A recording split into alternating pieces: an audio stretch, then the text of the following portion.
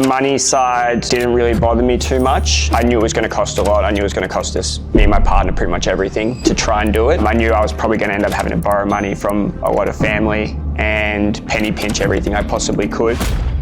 Before you came to Softwareco and we started the conversation, what was your expectations with a project like this? I didn't really have high expectations. Looking back, I had no idea what I was kind of in for, which is kind of fun. I think if I knew what I was in for, it might have changed my decisions maybe a little bit.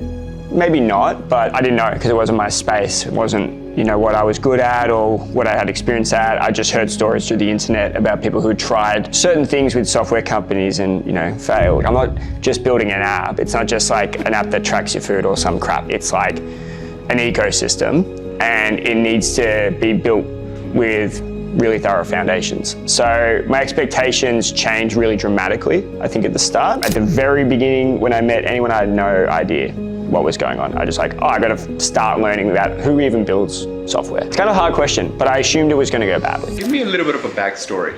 How did you come to a point where you decided that you want to build a software, which is an end-to-end practice management software for the allied health industry? Clinic One's specifically designed for allied health. So, and allied health's massive. Medical, yes, keeps you alive, manages diseases, all these kinds of things, but allied health is quality of life. And as an aging population kicks in, it's more important than ever. If you talk to any physiotherapist, they'll probably hate their software generally, or they're frustrated with it.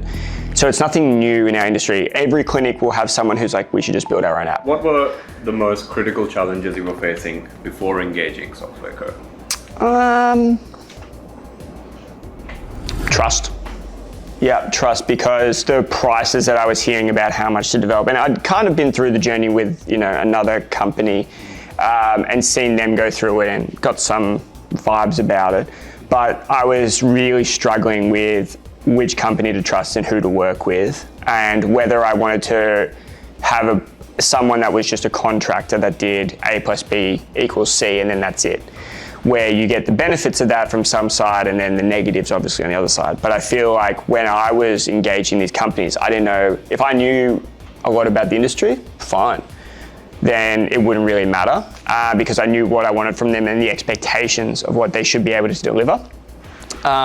So I think for me, because I didn't know that, it was really hard to put my trust into a company and to a person and this and those kinds of things. So that was my biggest struggle. I got to the point where I was in a position of my life where the walls were starting to break down. I was looking at actually buying into the physio clinic I was working at, and I'd gone from just being a person who just looked at work 9 to 5 sort of stuff and started looking like, look, I can actually build something, create something, and some barriers just didn't actually exist. Or if they did, you could go through them. Once I'd gone through some other business development things and seen, different parts of the world and what things could be achieved, I started getting more belief that I could actually just do it. And I had a lot of good ideas, and going through a bit of the business development factors, I thought of a lot of cool ideas. I guess I really enjoyed it. And so by that point of enjoying that process, then I started going, yeah, I want to do this, because if you're not passionate or you don't enjoy it, it's going to be very hard to do. If you're just doing it for money or you're trying to just make millions of dollars, I just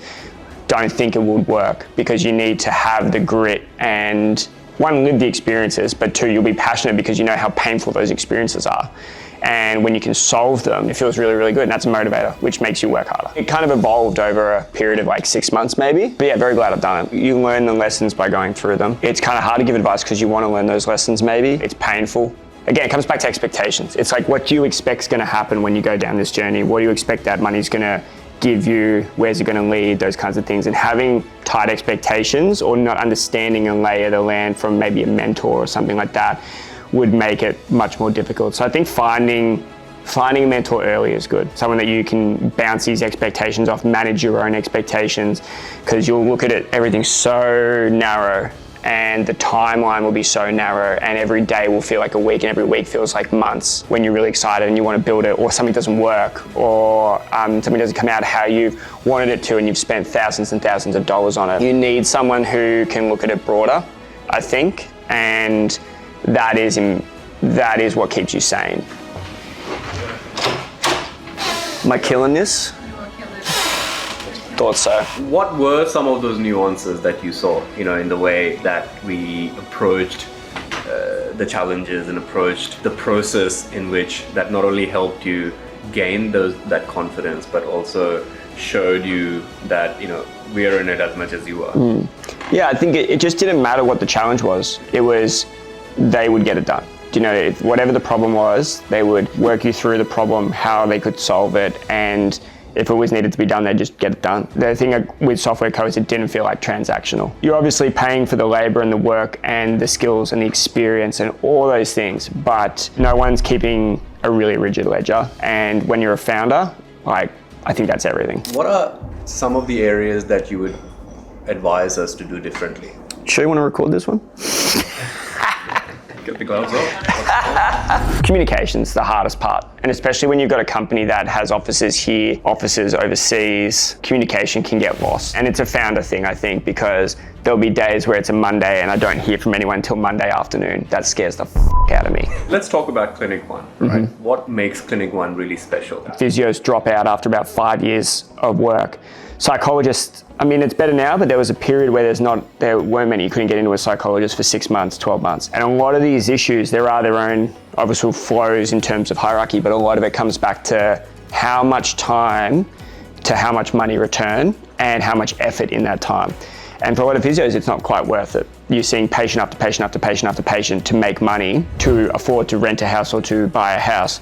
But it all comes back to how many patients you see. And the reason that they pay a certain amount is because the clinic place has to pay for the rent, pay for the insurance, pay for all the other stuff, all the overheads that come in. If you lower the overheads of a clinic ownership, you can actually increase the wages of physios, or you can balance out the workload. They don't have to work 16 patients. They can have more admin time. They can provide more quality into their sessions because they don't have to do more admin. And then the admin staff don't have to work as hard. They can scale down. The clinic owners don't necessarily have to bring them in. Or if you're starting a new clinic, now you don't necessarily have these big overcosts. I think Clinic One is so impactful because it can literally shape the way that allied health runs. I see Clinic One supporting allied health. I see it being a new pillar for growth in the industry.